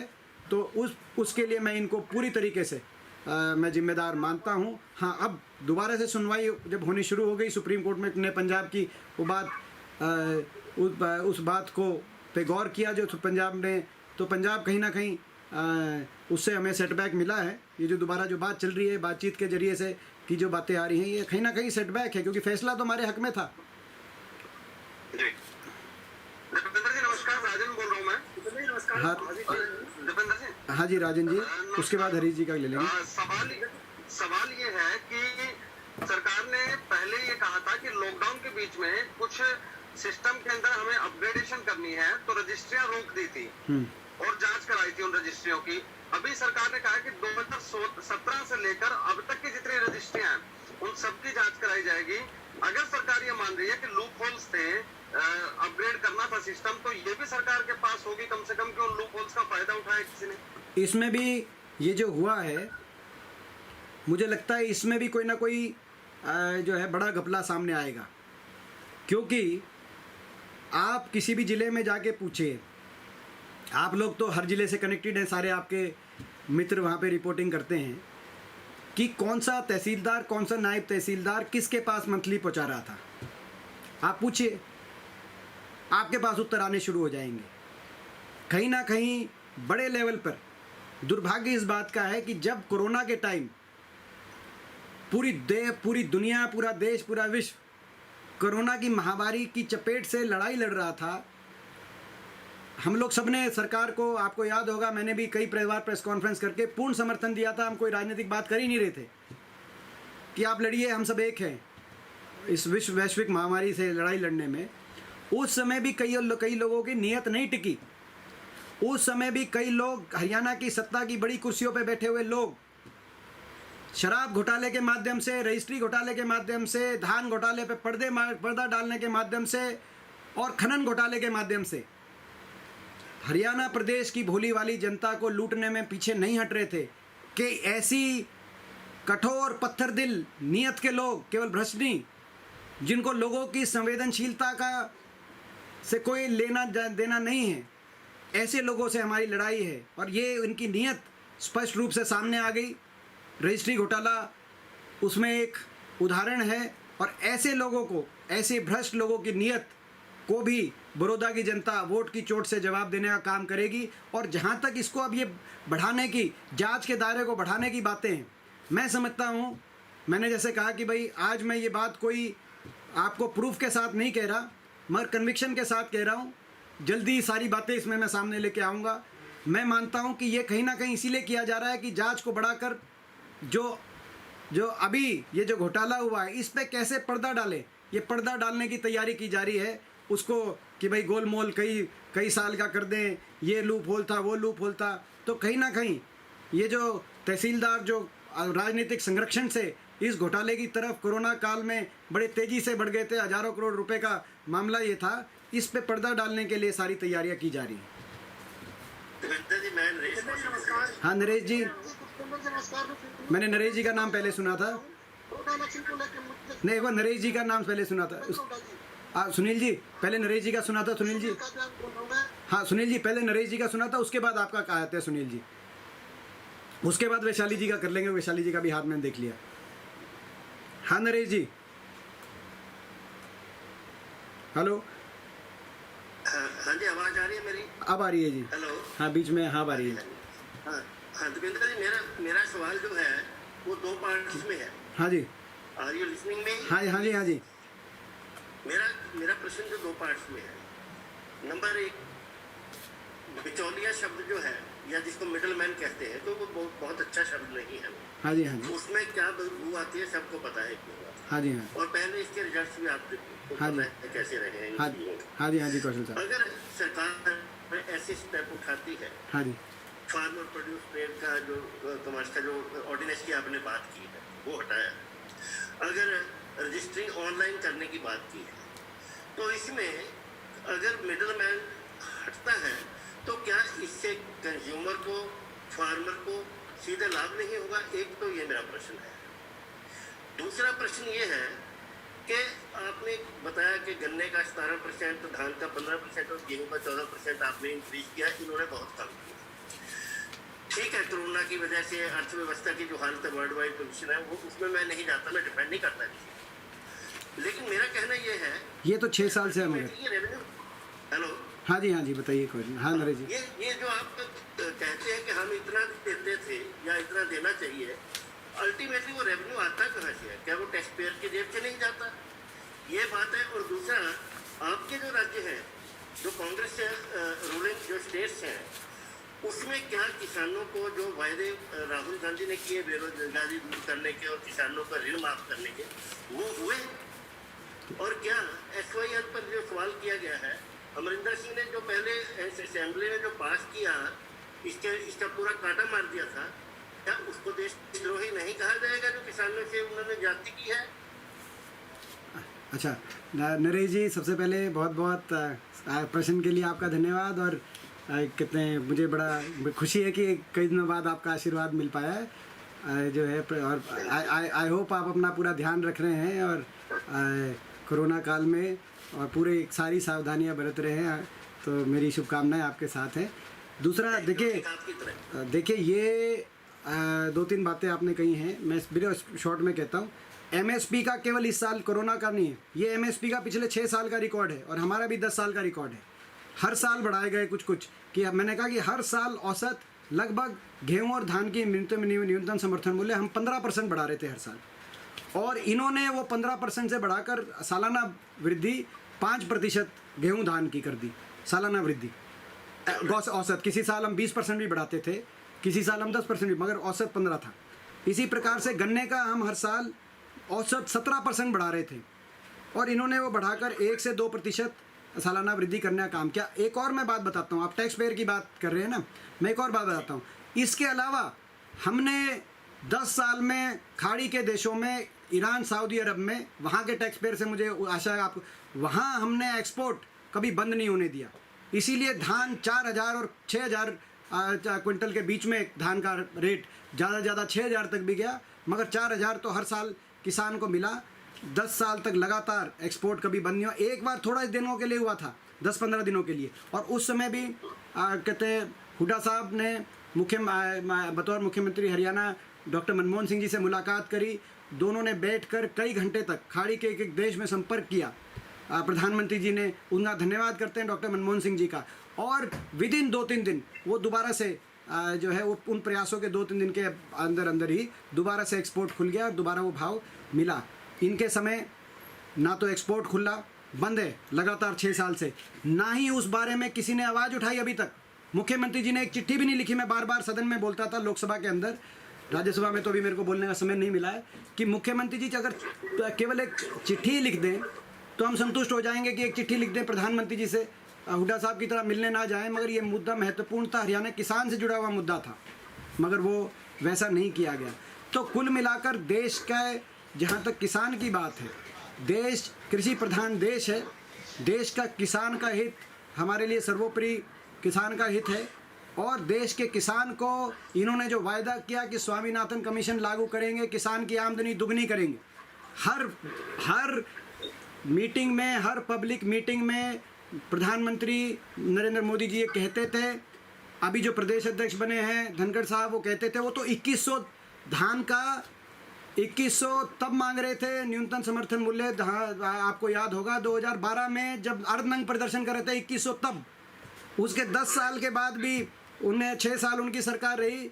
अभी जो धान है उसका कितना 1868 रुपये उनकी 6 साल की सरकार के बाद भी हुआ। तो मैं एक उदाहरण दे रहा हूँ, उस समय हर जनसभा में इन्होंने वायदा किया लोगों को।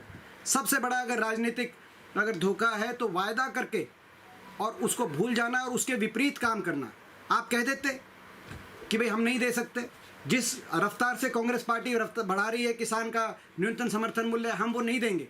आप कह देते, हम संतोष कर लेते कि लोगों से सच बोल के वोट लिए। मगर लोगों से झूठ बोल के वोट ली जाएगी नरेश जी, तो उसकी जो है लड़ाई मतदाता को लड़ने का अधिकार है। देवेंद्र जी, जो चुनाव बड़ौदा में होने जा रहा है, जाटलैंड है, तो आप तो बड़े खुश होंगे। वहाँ पे आप जाटों का झंडा फहराने जा रहे हैं मेरे ख्याल में। ये कौन बोल रहे हैं? नरेश कौशल। अच्छा नरेश जी, ये मैं आपकी इस आकलन से मैं बिल्कुल इत्तेफाक नहीं रखता। बड़ौदा हरियाणा का ही हिस्सा है और पूरा हरियाणा किसी उसको आप जाति से नहीं जोड़ सकते। पूरा हरियाणा छत्तीस बिरादरी का हरियाणा है। वो दूसरी बात है कि बड़ौदा विधानसभा क्षेत्र को ये सरकार भूल गई थी, मुख्यमंत्री जी भूल गए थे। 6 वर्ष तक इनकी सरकार रही। 6 वर्ष में कोई सरकारी कार्यक्रम तो दूर की बात है, बड़ौदा विधानसभा क्षेत्र में मुख्यमंत्री जी स्वयं या इनके कैबिनेट को एक भी मंत्री चाय पीने भी नहीं आए। किसी कार्यकर्ता की चाय पीने के लिए भी एक कार्यक्रम मुख्यमंत्री जी और उनकी कैबिनेट के किसी मंत्री ने 6 वर्ष तक नहीं बुलाया। हरियाणा के मानचित्र पे बड़ौदा को नहीं मान रहे थे, बड़ौदा विधानसभा क्षेत्र का वजूद भूल गए थे। वहाँ के बड़ौदा वासी अपने विधानसभा क्षेत्र का वजूद का एहसास इस सरकार को कराएंगे। प्रदेश में हर वर्ग के साथ जो दुर्दशा हुई है उस दुर्दशा का हिसाब किताब इस सरकार से तय करेंगे, मेरा ये विश्वास है। वैशाली जी। देवेंद्र जी, मेरा बड़ौदा इलेक्शन को लेकर ही सवाल। हाँ सुनील जी, सॉरी। बड़ौदा में माफी चाहूंगा, मैंने इंटरप्ट किया सर। बड़ौदा इलेक्शन को लेकर सर मेरा सवाल है कि बड़ौदा में लोकल और बाहरी का मुद्दा एक बड़ा जोर शोर से चल रहा है और कांग्रेस की एक परंपरा रही है कि सिटिंग एमएलए की टिकट कांग्रेस में नहीं कटती है कभी भी। तो क्या इस बार ये मान करके चले कि सिटिंग एमएलए के गुजरने के बाद ये सीट खाली हुई है? देखिए हमारी कांग्रेस पार्टी परिवार में किसी कैंडिडेट को टिकट देगी? देखिए सुनील जी, जहाँ तक टिकट वितरण की बात है, हमारी पार्टी की एक प्रक्रिया है। उस प्रक्रिया के अनुसार कांग्रेस पार्टी के महासचिव गुलाम नबी जी, हमारी प्रदेश अध्यक्ष कुमारी शैलजा जी और हमारे नेता विपक्ष पूर्व मुख्यमंत्री आदरणीय चौधरी उपेंद्र सिंह हुड्डा जी, वे जो है आपस में मंत्रण कर और मुझे पूरा विश्वास है बड़ौदा हलके के लोगों की आवाज़ सुनकर, उन बड़ौदा हलके से जो बात आ रही है उन भावनाओं की कदर करते हुए जो सबसे उपयुक्त उम्मीदवार, जो जिताऊ उम्मीदवार समझेंगे, उस उम्मीदवार को मैदान में उतारने का काम करेंगे। कोई ऐसा एक व्यक्ति नहीं होता किसी भी पार्टी में कि 100% उस पार्टी कार्यकर्ता एक ही उम्मीदवार के साथ हों, मगर उपयुक्त से जो सबसे जिताऊ और सबसे सर्वमान्य उम्मीदवार है उस पर फैसला किया जाएगा। मुझे ऐसी उम्मीद है क्योंकि ये चुनाव, मेरा मानना है, हरियाणा की राजनीति को नई दिशा देने का चुनाव रहेगा। जिस दिन बड़ौदा विधानसभा चुनाव का नतीजा आएगा, मेरा पूर्ण विश्वास है ना सिर्फ नई राजनीतिक दिशा हरियाणा को मिलेगी, मगर उसी दिन से भाजपा जजपा की इस सरकार की उल्टी गिनती बड़ौदा विधानसभा क्षेत्र के जब नतीजा आएगा, उसी उपचुनाव के नतीजे के साथ इनकी उल्टी गिनती शुरू हो जाएगी। इसीलिए मुझे विश्वास है कि हमारी पार्टी अपनी प्रक्रिया के अनुसार सबसे बढ़िया कैंडिडेट वहाँ पे उतारेगी। विशाली जी, जितने लोगों को ट्राई कर रहा हूँ कवर हो जाए। विशाली जी,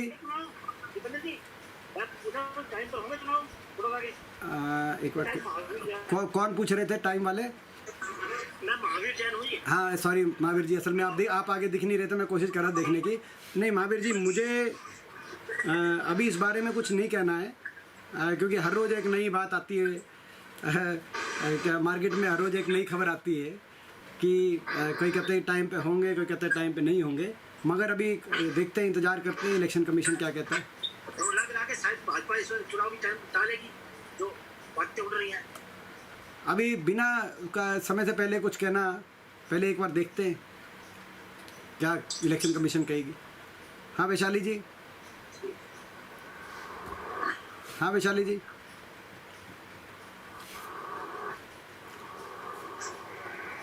वैशाली जी आवाज़ नहीं आ रही है, आप अपना, आपकी आवाज़ नहीं आ रही है, आप अपने को अनम्यूट कर दिए। हाँ जी, हेलो, हाँ हेलो, हाँ हाँ, अब आइए।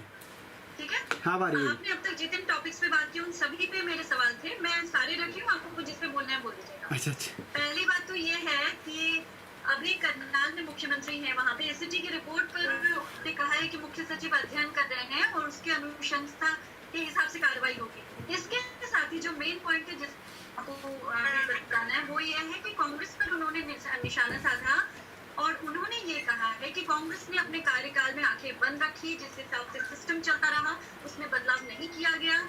बिल्ली को देखकर अगर कबूतर आंखें बंद कर ले तो बिल्ली गायब नहीं हो जाती, ऐसा सीएम का कहना है। तो इस पर आप सीएम को क्या जवाब देंगे, मेरा पहला सवाल। दूसरा, कंवरपाल जी ने साफ बोल दिया है कि पीटीआई को दोबारा नहीं रखा जाएगा। उनका कहना है कि पूर्ववर्ती सरकार यानी हुड्डा की सरकार के दौरान नियमों को ताक पर रखकर भर्तियां हुई थी और उसी का खामियाजा वो भुगत रहे थे। ये दो मेरे मेजर पॉइंट्स हैं जो सीधे सीधे कांग्रेस पर आरोप लगाते हुए पॉइंट्स। देखिए जहाँ तक मुख्यमंत्री जी की बात है, उन्होंने जो आपने जैसे कहा वो एक राजनीतिक टिप्पणी है और नहीं तो आपसे जवाब चाहती हूँ इसी पर। हाँ नहीं सही है, तो राजनीतिक एक टिप्पणी है।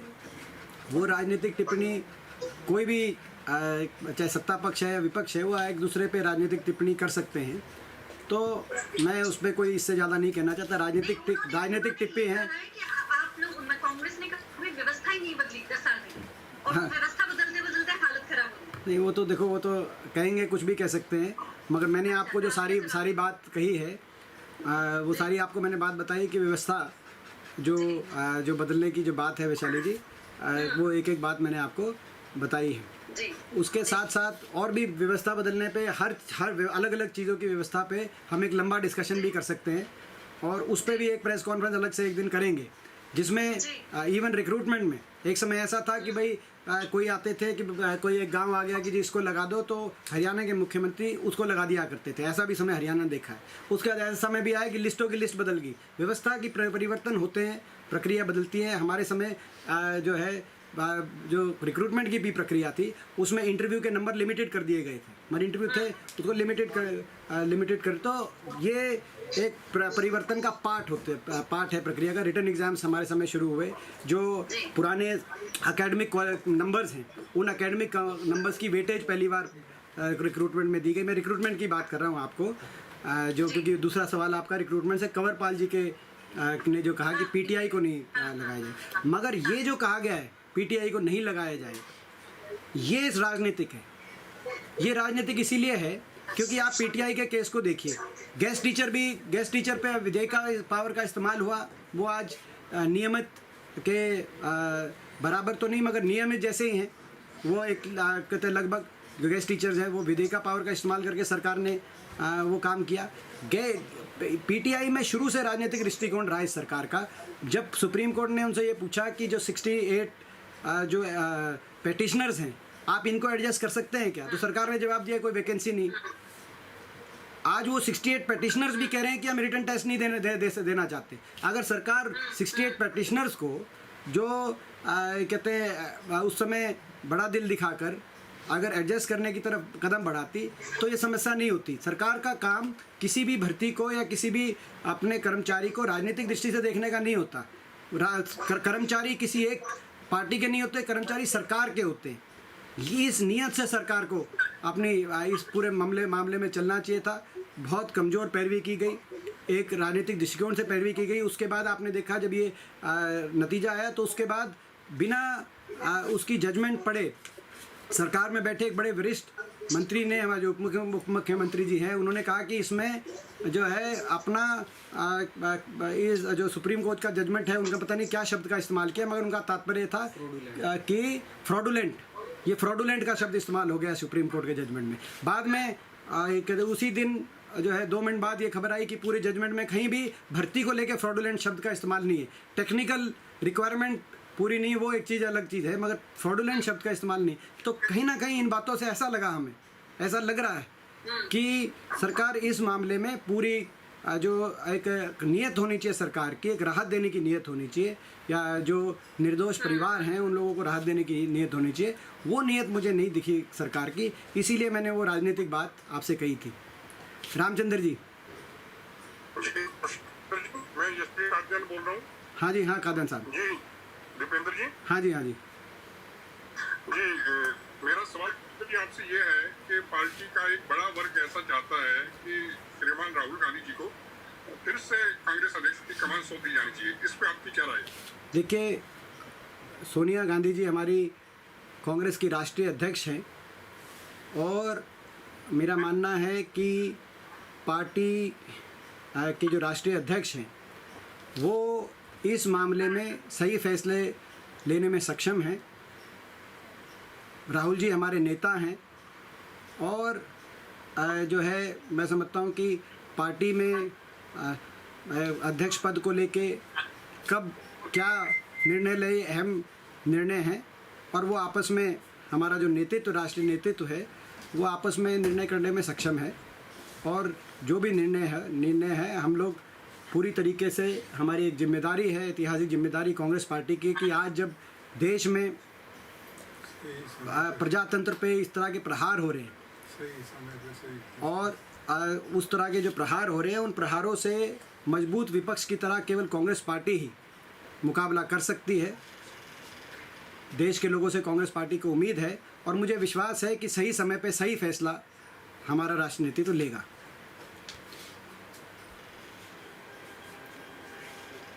हाँ जी।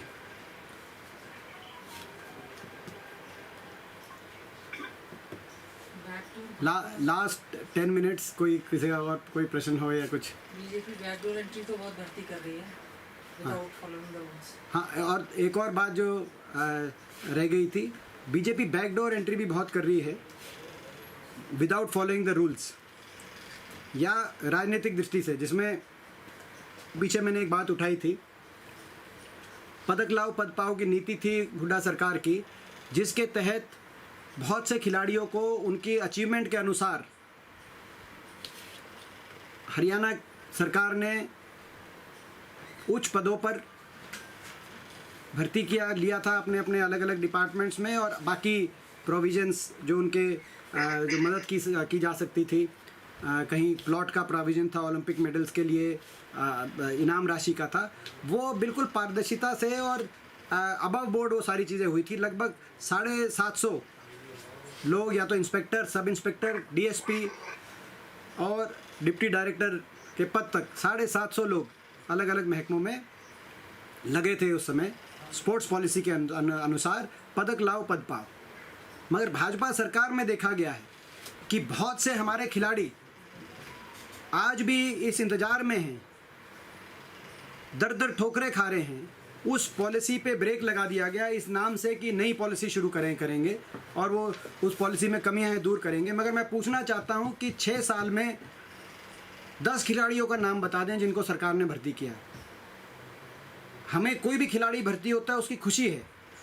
अभी पीछे जैसे हमारी बहन बबीता फोगाट और एक और हमारी बहन, उनको 2 को लिया गया है, हमें खुशी है उस बात की, हम स्वागत करते हैं। लेकिन साथ में जो खिलाड़ी, बहुत से खिलाड़ी, साक्षी मलिक हमारी बहन, ओलंपिक के अंदर मेडल लेके आने वाली अकेली महिला रेसलिंग के अंदर, अकेली, आज तक किसी और महिला का ओलंपिक में मेडल नहीं आया, किसी और लड़की का। उसका क्या कसूर है साक्षी मलिक का? ओलंपिक में मेडल लेके आया, आपका हमारा नाम रोशन किया, देश का नाम रोशन किया।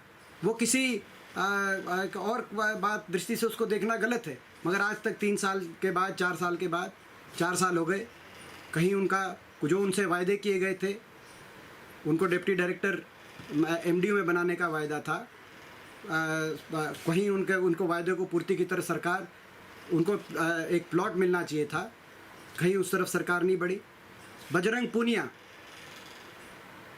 कॉमनवेल्थ, एशियाई गोल्ड मेडलिस्ट, वर्ल्ड चैंपियनशिप में गोल्ड मेडलिस्ट, रेसलिंग के अंदर नंबर 1 का नाम आज के दिन, ओलंपिक में हमारी शॉर्ट होप मेडल की, दर दर ठोकरे खा रहे हैं। नीरज चोपड़ा पानीपत के विश्व रिकॉर्ड तोड़ दिए, दर दर ठोकरे खा रहे हैं।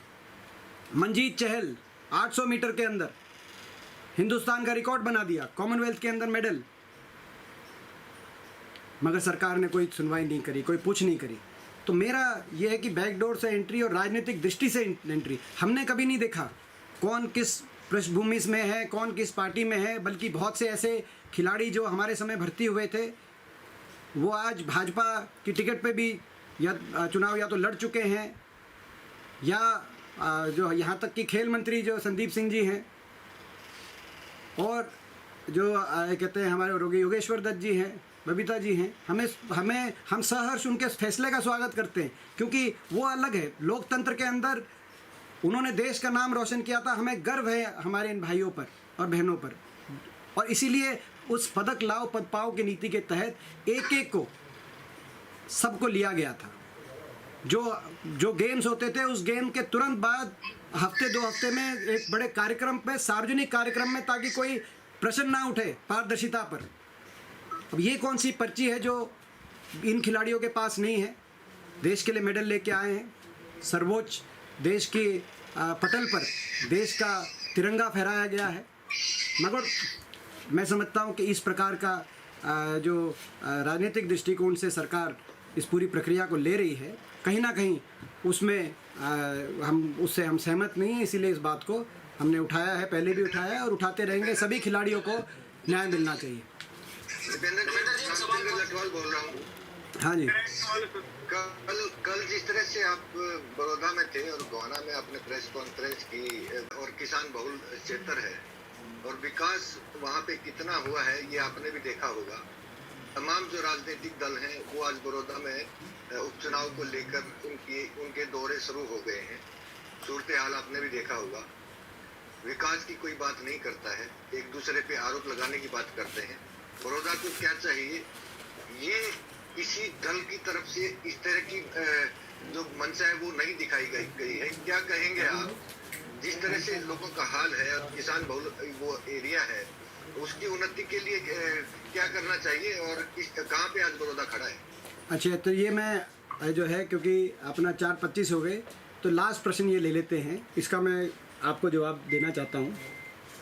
दुर्भाग्य इस बात का है, बिल्कुल आपने सही कहा लटवाल साहब, मैं आपसे पूरी तरीके से सहमत हूँ, और यही हमारी लड़ाई है कि 6 साल तक बड़ौदा विकास के लिए, हमारा मुद्दा विकास का मुद्दा भी हमारा अहम मुद्दा है। हरियाणा में जो हरियाणा को विकास की और खुशहाली की पटरी से सरकार ने उतारा, बेरोजगारी अंधकार की तरफ युवा को धकेलने का काम किया, वो मुद्दा है, किसान की दुर्दशा का मुद्दा है, मगर बड़ौदा की अनदेखी और बड़ौदा के विकास का भी अहम मुद्दा है। इसीलिए हम सवाल पूछते हैं, क्या कारण है कि हमारे समय बड़ौदा, क्योंकि बड़ौदा गोहाना आपस में जुड़ा हुआ है, जो मेडिकल कॉलेज और आप जानते हैं जो यूनिवर्सिटी है, गोहाना के तो आधे से ज़्यादा गांव सोनीपत से जुड़े हुए हैं, वो सारा मेडिकल कॉलेज और यूनिवर्सिटी बड़ौदा के गांव के बच्चे, क्यों चारों तरफ बड़ौदा के गांव पढ़ते हैं। तो क्या कारण है? हमारे समय खानपुर महिला विश्वविद्यालय बना, प्रदेश का अकेला विश्वविद्यालय इसी ग्रामीण क्षेत्र में, प्रदेश की अकेली महिला यूनिवर्सिटी बनी इसी क्षेत्र में, बड़ौदा विधानसभा क्षेत्र के अंदर 34 गाँव अपग्रेड हुए।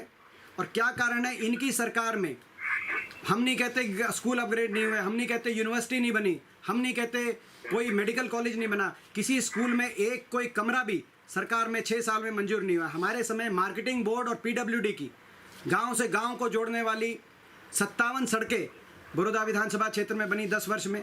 क्या कारण है कि इनकी सरकार में एक भी सड़क मंजूर नहीं हुई? क्या कारण है? हमारे समय 10 पावर हाउस, बिजली के पावर हाउस बड़ौदा विधानसभा क्षेत्र के अंदर बने, इनके समय बड़ौदा के एक गांव में एक भी कोई पावर हाउस मंजूर नहीं हुआ। हमारे समय खेल के 21 स्टेडियम, बड़ौदा के अलग अलग विधानसभा 54 गाँव में से 21 गाँव में खेल स्टेडियम बने, इनकी सरकार में एक भी कोई खेल स्टेडियम बड़ौदा के अंदर नहीं बना। क्या कारण है कि हमारे समय 2 नेशनल हाईवे बड़ौदा विधानसभा क्षेत्र के लिए मंजूर हुए, रोहतक गोहाना पानीपत, और दूसरा जींद गोहाना सोनीपत, जिस पे एक पे तो बनके तैयार हो गया था, दूसरे पे 2013 में नोटिफिकेशन हुआ जींद गोहाना सोनीपत वाले पे, जिस पे 6 साल से काम भी शुरू नहीं हुआ। अब जाके जब इलेक्शन डिक्लेयर हुआ तो गडकरी जी का कार्यक्रम करके उस पर काम शुरू कराने की बात की गई। क्या कारण है कि बड़ौदा के अंदर हमारे समय 15 दिन नहर आती थी, इनके समय बड़ौदा के अंदर पानी के लिए तरस गया किसान, और जब मुख्यमंत्री जी के पास गए कि भाई ड्रेन नंबर 8 के अंदर आप पानी छोड़ दीजिए, क्योंकि 10 साल हुड्डा सरकार में ड्रेन नंबर 8 में पानी आता था लगातार, ये जो कथूरा साइड के सारे गांव हैं, तो जवाब मिला कि ड्रेन नंबर 8 गंदे पानी का नाला है इस नाले में नहर का पानी कैसे छोड़ सकते हैं, और आज उसी ड्रेन नंबर 8 में पानी छोड़ रहे हैं क्योंकि चुनाव में गरज है इन लोगों को। क्या कारण है? इसी प्रकार से बिजली की व्यवस्था की बात हो, इसी प्रकार से गांव के बजट की बात हो। 10 वर्ष की हमारी सरकार में ग्रामीण हर गांव के अंदर, पंचायत के अंदर इतने फंड्स थे, इतनी ग्रांट थी कि विकास की एक चमक हर गांव के अंदर आने लगी थी, जो आज बुरा हाल, दुर्दशा दोबारा से हो गई। और मुडलाना ब्लॉक के सरपंच, सारे सरपंच इकट्ठे होकर आज से 1.5-2 साल पहले जो अभी भाजपा के प्रदेश अध्यक्ष हैं बने हैं धनखड़ साहब, उनके पास गए, जो वो पंचायत के मंत्री थे। तो उन्होंने कहा, जब पंचायत सारे सरपंच गए कि जी हमें ग्रांट दे दीजिए। हमारे 5-5 साल से, 4-4 साल से ग्रांट नहीं आई कोई गांव में, एक पैसे ही ग्रांट नहीं आई, गांव में दुर्दशा हो गई। तो उनको जवाब मिला कि ये ग्रांट जो है, आप वोट तो आप देते नहीं, वोट तो हमारे बीजेपी की आई 7,000 और ग्रांट मांगने आ जाते हो। और इसीलिए लोग सवाल पूछ रहे हैं कि आप काम तो करते नहीं, आप विकास तो करते नहीं, 6 साल आपने किया नहीं, और अब आप जो है वोट लेने आ जाते हो। दूसरी बात ये, या दूसरी बात बीजेपी का, मैं एक बात और मैं कहना चाहूँगा इसमें। बीजेपी कह रही है, बीजेपी के मंत्री अब जा रहे हैं, जब गरज थी हमें, हमारे इलाके को, इस इलाके को गरज थी, तो उस समय तो बीजेपी का कोई गया नहीं, 6 साल तक झांकने भी नहीं गया हल्के में। अब बीजेपी के मंत्री जा रहे हैं, वायदे करके आ रहे हैं और कह रहे हैं कि ये करेंगे वो करेंगे। मैं पूछता हूँ आप सबसे, आप सब जागरूक लोग बैठे हैं, किस लिए, किस बात का एतबार करें? बड़ौदा के लोग इस सरकार पे क्यों एतबार करें? इन्होंने वायदे तो 2 साल पहले जींद में भी करे थे, उपचुनाव में। जींद के उपचुनाव की, जींद ने भाजपा की सरकार दोबारा बनाने का काम किया, मगर 2 साल के बाद मिड्डा साहब की 3 दिन पहले प्रेस कॉन्फ्रेंस थी, जींद में एक ईंट भी नहीं लगी 2 साल पहले। जे मिड्डा साहब वहाँ से विधायक हैं। जींद की गलियों में, सड़कों में नहरें और नदियाँ चल रही हैं। इतनी दुर्दशा जींद में कि 2 साल इनका हो गया उपचुनाव जीते जींद का। वहाँ भी कहा था कि उपचुनाव जिता दो, काम करेंगे। 6 साल तक काम किया नहीं, नीयत इनकी सामने आ गई। अब कह रहे हैं कि अब जिता दो, आगे करेंगे। जींद वालों के पहले काम करना, आगे सरकार 2 साल चलेगी, 3 साल हो तो भगवान जाने। मगर जो है, मैं समझता हूँ कि बड़ौदा की जनता इस प्रकार से जो है सरकार की, जो सरकार ने जो बड़ौदा के साथ दुर्दशा की है, 6 साल तक तरसाया है। यहाँ तक कि जो सड़कें बनी थी लटवाल साहब, उन पे टाकी भी नहीं लगी, उन पे थेकली भी नहीं लगी, बुरा हाल था सड़कों का। अब शुरू हुआ है थोड़ी बहुत रिपेयर का काम, कुछ सड़कों का शुरू हुआ है। तो दीपेंद्र जी 1 दर्जन गांव है। अच्छा, एक और चीज़ रह गई कि हमारे समय 4 गाँव के CHC PHC गांव लेवल के, जैसे मुडलाना में भी जैसे जो है 4 गांव के PHC छोटे अस्पताल बने। क्या कारण है? इनके समय एक डिस्पेंसरी का एक कमरा भी नहीं बना 6 साल में। तो ये हम विकास के मुद्दे पे भी इस चुनाव को लड़ेंगे, और बाकी तो मुद्दे हैं ही, मगर विकास के मुद्दे पे भी इस चुनाव को लड़ेंगे। दीपेंद्र जी, आपको मेरी आवाज़ मिल रही है? हाँ जी जी, मैं ये पूछना चाहता हूँ, 1 दर्जन जो गांव है उनमें बहुत बड़ी समस्या है जल भराव की। उनको लेके क्या सोचते हैं और किस तरह से उनको मुख्य धारा में लाया जाएगा, क्योंकि लंबे समय से वो गांव। सही बात है लटवाल साहब, मेरे को आप दिख नहीं रहे, मगर मेरे को आपकी आवाज़ सुन गई है। लगभग 7-8 गांव ऐसे हैं जिसमें से 5-6 गांव बहुत ज़्यादा पिछले 3-4 साल से, हर साल, 4 साल हो गए होंगे, 3 साल, मैं हर साल बारिश में इन गाँव में मैं निरंतर मैं जाता हूँ। और ये जिसमें बनवासा, गढ़वाल, छपरा, कथूरा, कुछ हिस्सा जिसमें सांगी का भी आता है, कटवाड़े का भी आता है, जो कि कलोई हल्के के गांव, ये 2। मगर ये जो पूरी बेल्ट है गोइंग अप टू धनाना, इस बेल्ट में पिछले कुछ वर्षों से बहुत ज़्यादा जल भराव की समस्या उत्पन्न होने लगी है। पहले कम थी, मगर अब पिछले 3-4 साल से बहुत ज़्यादा जल भराव की समस्या होगी। इसका स्थायी समाधान 2 चीज़ें हैं। मैंने 2 चीज़ें सरकार से मांग करी है और लगातार 3-4 साल से मैं कर रहा हूँ, मगर जवाब तक नहीं मिला अभी तक किसी सरकार के नुमाइंदे का। और आज भी इलेक्शन डिक्लेयर नहीं हुआ है। आप लोगों के माध्यम से मैं मांग करता हूँ, खुले मन से मांग करता हूँ, मैं धन्यवाद करूँगा। सरकार एक तो स्थायी ड्रेन की घोषणा करे कि एक ड्रेन खोदी जाएगी। सरकार में से ये लोग हैं, हम केवल अभी तो ये स्थायी ड्रेन बने ताकि इसका एक स्थायी समाधान हो। दूसरा, जो ये सारा जल भरा हुआ है, 4 साल से मुआवजा नहीं मिला इनके, वो तो कटती है अपना जिसको आप कहते हैं बीमा योजना के तहत, सारे का किसानों का, मगर ये जो है कई सौ एकड़ में ज़मीन खराब हो जाती है जल भराव की वजह से। उनमें सरकार ने 4 साल से कोई मुआवजा नहीं दिया। कम से कम इस साल अभी इलेक्शन है, इलेक्शन का ही मान के हम भी धन्यवाद कर देंगे सरकार का। आप घोषणा कर दो कि भाई हम विशेष गिरदावरी करके मुआवजा देंगे। इससे खूब मैं ज़्यादा सच्चे मन से कोई और अपील नहीं कर सकता सरकार से। मगर दुर्भाग्य ये है कि मैं जब मैं ये पहला जल भराव हुआ था पहली बारिश के बाद, मैं लगभग 1 महीने पहले भी इन गाँव में गया था, या हो सकता है 20 दिन हुए हों जो है। तो तब से लेकर अब तक सरकार ने कुछ नहीं किया। सरकार के एक मंत्री आए, उन्होंने कहा कि भाई हम कथूरे में, मैं कल गांव में गया था, उन मंत्री ने ये कहा कि भाई हम ट्यूबवेल रखवा देंगे, अपना मोटर रखवा दो, हमें 24 घंटे बिजली दिलवा देंगे, क्योंकि वो बिजली मंत्री संबंधित थे। मगर उसके बाद 15 दिन हो गए, बिजली तक नहीं आई।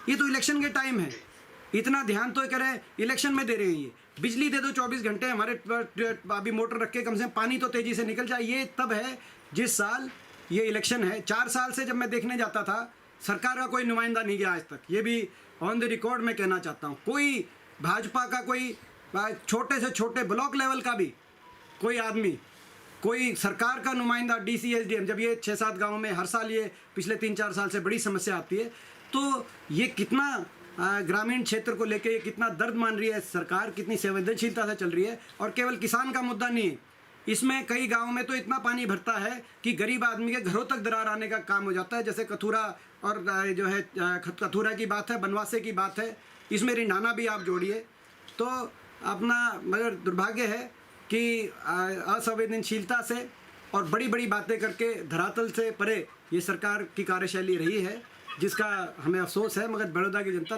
तैयार है इसका जवाब देने के लिए। जी धन्यवाद। हाँ जी, हाँ। कोरोना का अच्छा, समय हो गया है आपका, 4:30 तक का समय हमने लिया। आप हेलो, कोरोना वाले 2-3 आप सबका किसी का बहुत ही कोई अत्यंत हो तो आप कोई रह गया हो तो, नहीं तो आप सबकी इजाज़त हो तो इसको समाप्त करें। Thank you. आप सबका धन्यवाद। और कोरोना में आप अपना सबका ख्याल रखिए, क्योंकि जिस तरीके से हम श्रद्धांजलि भी देते हैं, अभी उत्तर प्रदेश के 2 कैबिनेट मंत्रियों की जो का देहांत की खबर आई, बड़ी पीड़ादायक रही और रिकॉर्ड नंबर बढ़ रहे हैं। हालांकि ग्रोथ, आज खबर आई है कि ग्रोथ थोड़ा सा कम हुआ है, मगर अभी सभी को ध्यान देने की आवश्यकता है। तो आप लोग भी अपना ध्यान रखें। और आप सबसे बात करके बहुत अच्छा लगा। आप सबका बहुत धन्यवाद जो आपने समय निकाला।